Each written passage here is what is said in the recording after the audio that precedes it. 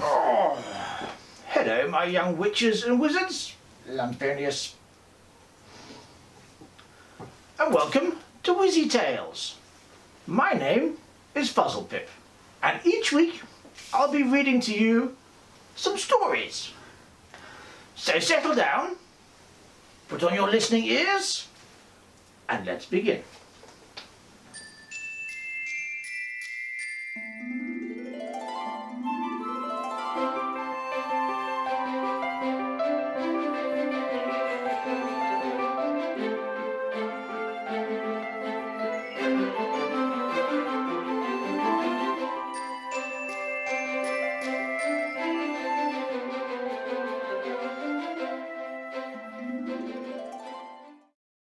Today's story is called Kitty and the Dragon, written by Mark Whittington-Buckley. The morning was bright and cheerful in Tiddleworth. Everyone was busy setting up the Saturday market, all except Kitty. She was doing what she did every Saturday. "I am Kitty, the bravest knight in all the land. I can defeat anyone and anything." Kitty was running round her room, swiping her sword at make-believe guards of the evil witch. Caught in the excitement, she burst through the front door and into the street, fighting invisible enemies. People began to laugh. "There she goes again," they said, "living in her made-up world again, thinking she's a hero, but she's just a little girl." Kitty heard this and stopped her fight. She looked around and then shouted out, "I will be a knight! You wait and see. I can defeat anyone and anything." There was a moment of quiet. Then everyone roared with laughter as Kitty looked around. She saw the village hero, a huge man dressed in metal, holding a sword and shield, stepping forward. The whole village was silent, and the hero, Triomendas, spoke. "No one can defeat Red Heart the Dragon." Everyone looked up at the cave on the mountain in silence until Kitty spoke. "But no one has ever seen Red Heart. How do we know he's even real?" Triomendas spoke again. "His roar is enough to scare even the bravest knight." Another villager joined in. "And we have all heard the stories about how he eats his victims and they are never seen again." Kitty's mum felt she should step in and say something. "Why don't you go and help villagers set up the market, Kitty, and forget this being a knight, forget Red Heart." Kitty frowned at her mum. Then, before folding her arms, she pushed her sword into her belt and marched inside, very angry. "No one believes in me," she said quietly. That night, Kitty could not get to sleep, thinking about what the villagers had said to her. And she kept saying to herself, "I am brave, I am brave, I will show them." Early next morning, before anyone else got up, Kitty woke, got dressed, put some bread and fruit in her shoulder bag, then picking up her sword and shield, crept out of the house, leaving her mum a note. "Gone to slay the mean dragon, be home for lunch." She went out of the village and walked up the hill towards the mountain. As the sun poked its head over the top, it burned into her eyes. It was further than she thought as she walked up the rocky path to the cave. And as she got closer, she could hear the deep rumble and roar of the dragon inside the cave. For a short moment, Kitty stopped, feeling a little bit scared. "No," she said to herself, "this is easy. I am a brave knight." Taking her sword and holding her shield up. Slowly, Kitty walked to the entrance of the cave, not able to hear anything. No roar, no breathing, nothing. But then suddenly an almighty roar boomed out towards her. The roar was so big it sent her stumbling backwards a few steps. But the little voice inside her spoke to her. "Keep going, You are brave." Kitty walked further into the cave. Again another roar came, but no sign of any dragon. Kitty shouted, "Hey!" as she was wondering where the dragon was. A roar came again, roar, but no sign of the dragon. So Kitty kept walking. Turning a corner, Kitty stopped in her tracks, mouth wide open, as there it was, the dragon Redheart.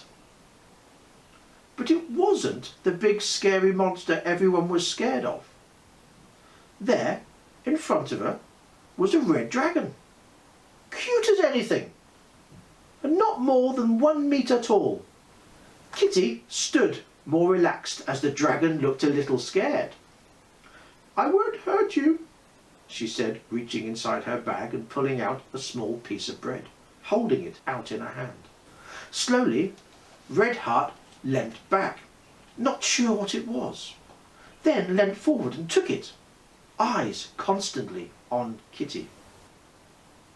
When Redheart knew Kitty would not hurt him, he moved forward, sniffing the air like a dog, then sniffing Kitty.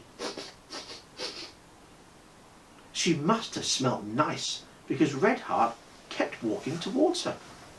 Then something happened that made Kitty gasp in surprise.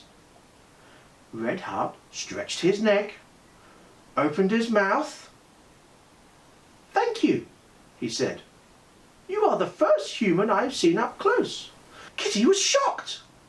He could actually speak. She smiled and spoke back to him. "You can speak? How?" "Because we are magic," said Redheart. "Not many humans give us a chance to talk. They just get scared and want to kill us." "But how come your roar is so loud and you're so little?" asked Kitty. "It's the shape of the cave. It looks like an ice cream cone. So as it gets to the end, it gets bigger. So the noise that comes out is a lot louder than it is at my end. But I can never hurt anyone. I'm just lonely and want to have friends." Kitty sat down next to Redheart and they talked for hours. Redheart told Kitty about how his mum and dad were killed by big brave knights many, many years ago, and he has been too scared to leave the cave since. Kitty told Redheart how everyone laughs at her and makes her feel sad and angry, and that she was going to be a big brave knight one day. But after meeting Redheart, she will only fight to save people and animals. Meanwhile, outside the cave, it was late afternoon and starting to get dark. Down in the village, Kitty's mum had read the note and was so worried. She had called together all the brave men and asked them to go and find Kitty and kill the dragon. In the cave, Kitty said to Redheart that she needed to go, but she will come again, which made Redheart very happy. Redheart walked to the edge of the cave with Kitty, but as they got closer, they could both hear the sound of angry men shouting and thrusting their swords and pitchforks in the air, chanting loudly, "Kill that dragon! Kill that dragon!" Kitty stopped at the edge of the cave, with Redheart hiding behind her, badly, as his wings came out of each side. To try and solve the situation, Kitty held up her hand and shouted, "Stop!" It was so loud everyone did stop and stared at Kitty. Mouths were open and forks and swords still in the air. "Redheart is not the big scary dragon you all think he is." And at that moment, Redheart stepped out from behind her and smiled. Suddenly, all the men dropped their weapons and in one go said, "Aw, he's so cute."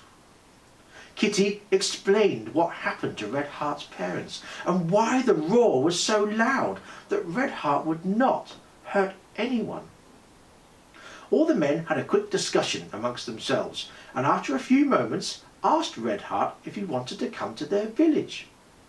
they could look after him, and when he grows up, he could help protect their village. Kitty was happy inside and spoke with Red Heart, saying that she thought it was a great idea. So Red Heart agreed.